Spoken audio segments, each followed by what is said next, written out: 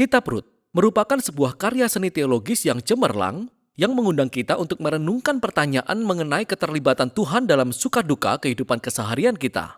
Ada 3 tokoh utama dalam kitab ini, yakni Naomi, seorang janda, Rut orang Moab, dan Boas, seorang petani Israel. Dan kisah mereka dituturkan dalam 4 bagian yang disusun dengan indah. Mari kita selami dan kita lihat kisah ini seutuhnya.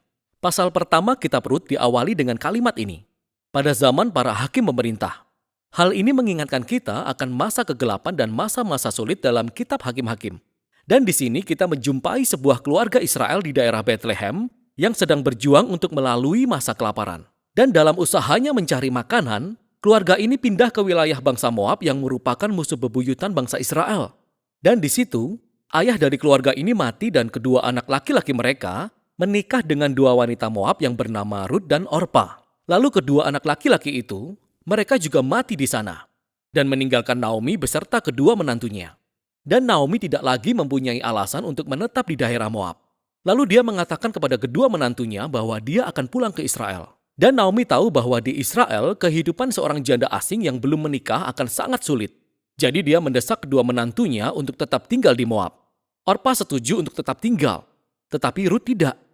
Rut menunjukkan kesetiaan yang luar biasa kepada Naomi dan dia berkata, "Kemana engkau pergi, ke situ jugalah aku pergi. Bangsamulah bangsaku dan Allahmulah Allahku." Lalu keduanya kembali ke tanah Israel bersama-sama. Dan pasal ini ditutup dengan Naomi yang mengganti namanya menjadi Mara, yang berarti pahit dalam bahasa Ibrani. Dan dia meratapi nasibnya yang tragis. Pasal kedua diawali dengan Naomi dan Rut yang berdiskusi tentang kemana mereka akan mencari makanan. Dan kebetulan saat itu adalah masa awal panen jelai. Lalu Rut pergi untuk mencari makanan dan secara kebetulan dia memungut jelai di tanah milik Boas yang ternyata masih merupakan kerabat Naomi. Kita diberitahu bahwa Boas adalah seorang pria berkarakter mulia dan dia memperhatikan Rut. Dan setelah Boas mengetahui latar belakang Rut, dia menunjukkan kemurahan hati yang luar biasa kepadanya. Boas membuat ketentuan khusus supaya Rut, si imigran ini, bisa memungut jelai di ladangnya. Dengan melakukan ini, Boas sebenarnya sedang menaati perintah dalam hukum Taurat, yakni menunjukkan kemurahan hati kepada para imigran dan orang-orang miskin. Boas sangat terkesan dengan kesetiaan Rut kepada Naomi. Dia mendoakan Rut bahwa Tuhan akan memberi upah atas keberanian Rut. Lalu pulanglah Rut hari itu, dan Naomi mendapati bahwa Rut bertemu dengan Boas, dan dia sangat senang. Naomi berkata Boas adalah penebus keluarga. Nah, mengenai istilah penebus keluarga ini, sebenarnya hal ini merupakan tradisi di Israel, yang mana apabila seorang suami mati dan meninggalkan istri atau anak atau tanah, maka seorang penebus keluarga wajib untuk menikahi janda tersebut, mendapatkan tanahnya dan melindungi keluarga itu.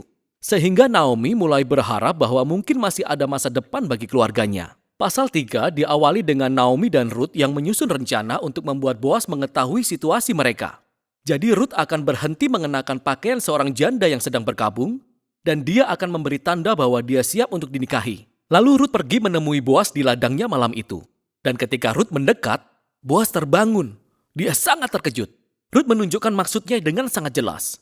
Dia bertanya apakah Boas berkenan untuk menebus keluarga Naomi dan menikahinya. Boas sekali lagi dibuat kagum oleh kesetiaan Rut kepada Naomi dan keluarganya. Dan Boas menyebut Rut sebagai wanita berkarakter mulia.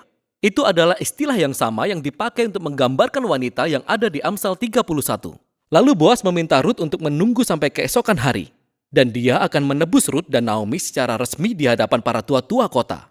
Sehingga pasal ini berakhir dengan kembalinya Rut kepada Naomi, dan mereka sama-sama takjub atas segala sesuatu yang baru saja terjadi. Di pasal 4, semua itu menjadi kenyataan. Namun pada menit-menit terakhir, Boas menemukan ada seorang anggota keluarga yang lebih dekat kepada Naomi daripada dirinya. Dan orang ini memenuhi semua persyaratan sebelum Boas untuk menebus keluarga Naomi. Namun pada akhirnya, anggota keluarga ini mengetahui bahwa dia harus menikahi Rut yang adalah orang Moab, sehingga dia menolak tawaran itu. Namun ingatlah bahwa Boas benar-benar mengenal karakter Rut yang sebenarnya. Jadi dia mendapatkan harta Naomi dan menikahi Rut. Dan sama seperti di bagian awal bagaimana Rut sangat setia kepada keluarga Naomi, demikianlah Boas juga setia kepada keluarga Naomi. Kisah ini diakhiri dengan pembalikan kondisi dari semua tragedi yang terjadi di pasal 1. Jadi kematian suami dan kedua anak laki-laki tergantikan. Ketika Rut menikah lagi dan melahirkan seorang anak laki-laki yang mendatangkan sukacita bagi Naomi. Keselarasan kisah antara bagian pembuka dan penutup sungguh luar biasa. Jadi, ingatlah bahwa tragedi di bagian awal diikuti oleh tindakan kesetiaan yang ditunjukkan oleh Ruth. Dan ini sangat selaras dengan tindakan kesetiaan Boas yang membawa pada puncak pemulihan keluarga Naomi. Dan keselarasan ini juga menyoroti susunan dari pasal-pasal yang ada di kitab Rut. Jadi tiap-tiap pasal diawali dengan Naomi dan Ruth yang membuat rencana untuk masa depan mereka. Dan hal ini diikuti oleh pertemuan yang ajaib antara Ruth dan Boas. Dan tiap-tiap pasal ditutup dengan Naomi dan Ruth yang bersukacita atas apa yang terjadi. Kisah ini disusun dengan sangat indah. Dan susunan itu sebenarnya berhubungan dengan bagian yang sangat menarik dari kisah ini. Dan bagian itu adalah betapa sedikitnya nama Tuhan disebutkan. Tokoh-tokoh dalam kisah ini berbicara tentang Tuhan beberapa kali. Tetapi penulis tidak satu kali pun menyampaikan bahwa Tuhan melakukan sesuatu secara langsung dalam kisah ini. Dan itu sungguh cerdas. Karena pemeliharaan Tuhan sedang bekerja di balik setiap adegan dalam kisah ini.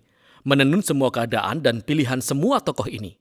Jadi Naomi, semua tragedi yang dialaminya membuat dia berpikir bahwa Tuhan sedang menghukumnya. Namun sesungguhnya keseluruhan kisah ini adalah tentang rencana Tuhan untuk memulihkan dia dan keluarganya. Dan Tuhan melakukan itu melalui Ruth. Melalui keberanian dan kesetiaannya yang membawa kesembuhan bagi kehidupan Naomi. Namun tidak tanpa Boas. Seorang petani bijaksana yang murah hati dan setia. Jadi Tuhan memakai integritas Boas yang dipadukan dengan keberanian Ruth untuk menyelamatkan Naomi dan keluarganya. Kisah ini dengan luar biasa mengulas interaksi tujuan dan kehendak Allah dengan keputusan dan kehendak manusia. Tuhan merangkai kesetiaan dan ketaatan umatnya untuk mewujudkan tujuan-tujuan penebusannya di dunia. Dan itu membawa kita pada bagian akhir dari kisah ini.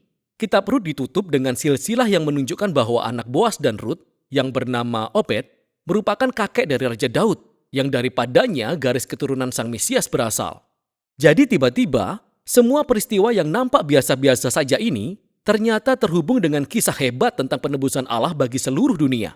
Jadi kitab Rut mengajak kita untuk menyadari bahwa Tuhan turut bekerja dalam kehidupan sehari-hari kita. Bahkan di dalam hal yang tampak sepele. Dan itulah isi kitab Rut.